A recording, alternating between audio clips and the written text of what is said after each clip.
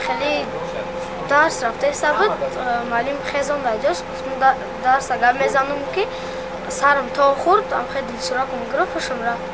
به دنبال پرویز روز 5 اپریل در مکتب دهه چرگی ناحیه مؤمن آباد 27 خواننده دیگر نیز بیهوش شد. بعد دیگه گرفتن با سادی که هم مکتب بردن طلبه‌های دیگری هم خیلی آگاه هوششون رفتن. اکثر خواننده هایی که هنگام درس بیهوش شدند در صنف 5 و 9 میخوانند. بعد اون 20 دقیقه با لرزش خیلی تکرار شد لرزشش. بعد بسیارتر مساج کردیم، آب دادیم، گرچک شده کردیم، شمال دادیم. کودک بهش اومد. بعد 20 دقیقه با یک کودک دیگر را به پیش آوردن. بعد اوش با اموش هم حالت تکرار کردیم، با دیگه آوردن. وقتی که 3 تا شد من دیگه علاقه خدمت اداره کردن نتونستم. دعوت کردم دکتری دهه را. مسئولان مکتب میگویند پس از یک روز طبابت در بیمارخانه مرکزی ناحیه صحتی خوانندگان بهتر شده است.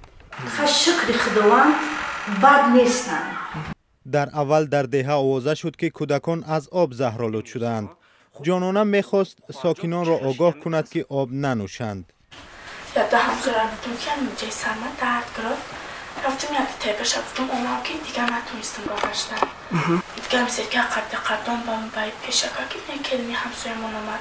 کمیسیه ویژه وزارت تندرستی که حادثه را تحقیق کرده است فرضیه زهرآلودشوی کودکان را رد میکند. پزشکان میگویند حالت کودکان به هیستریا یا خود عصب سستی مانند است. همون یکون نشونه زهرآلودشوی اون مسئول نیست. اون چیزی غیر قانونی نیست. چیزی غیر قانونی نیست. همین چیزی که من مشاهده کردیم یک کودک عصب سست کودکی که امروز دیدن پیدا پای مشاهده شد. خواهران آلوفتماه و شریفماه هر دو بیهوش شدند. یکی در مکتب و دیگری در خانه.